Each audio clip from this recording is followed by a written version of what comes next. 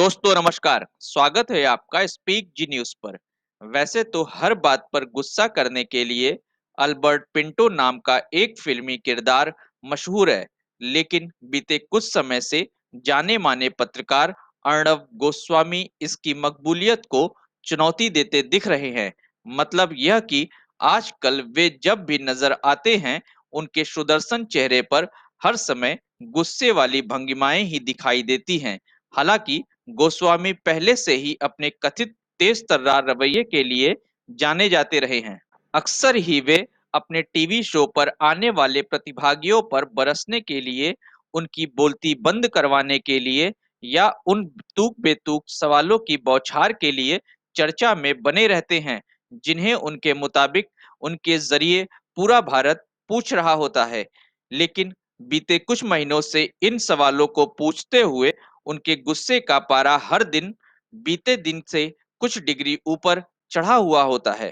यह भी दिलचस्प है कि कुछ समय पहले तक तो अर्णब के गुस्से का शिकार केवल वे लोग ही होते थे जो उनके शो में शिरकत करते थे, लेकिन अब यह जरूरी शर्त भी खत्म हो गई है। हाल ही में वे सिनेमा और राजनीति की अनगिनत मशहूर हस्तियों को उनकी गैर मौजूदगी में ही फटकारते नजर आ चुके हैं।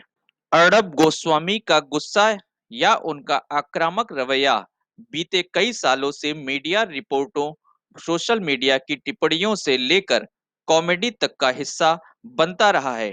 टीवी मीडिया से जुड़ी चर्चाओं में चिंतक अक्सर ही यह अंदाजा लगाते भी दिख जाते हैं कि गुस्से और जोर जोर से चिल्लाने की उनकी सफलता में कितना बड़ा हाथ है।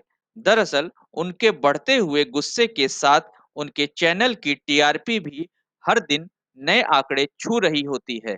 यहाँ तक कि सवाल जवाबों की वेबसाइट कोरा डॉट कॉम पर भी यह सवाल पूछा जा चुका है कि अर्णव गोस्वामी हर समय गुस्से से भरे क्यों दिखाई देते हैं।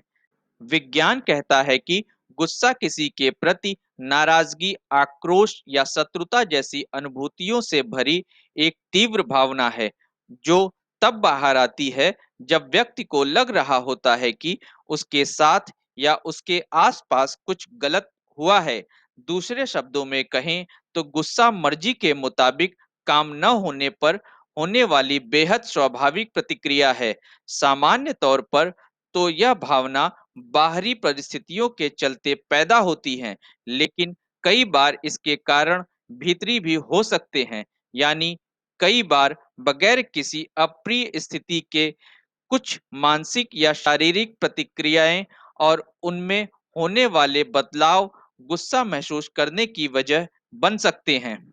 चूंकि डिप्रेशन, हार्मोन का असंतुलन और असंतुलन जीवन शैली के साथ थायराइड ग्रंथि भी बेवजह गुस्से की वजह हो सकते हैं, लेकिन शारीरिक और मानसिक तौर पर इनसे गुजरना बहुत त्रासद हो सकता है।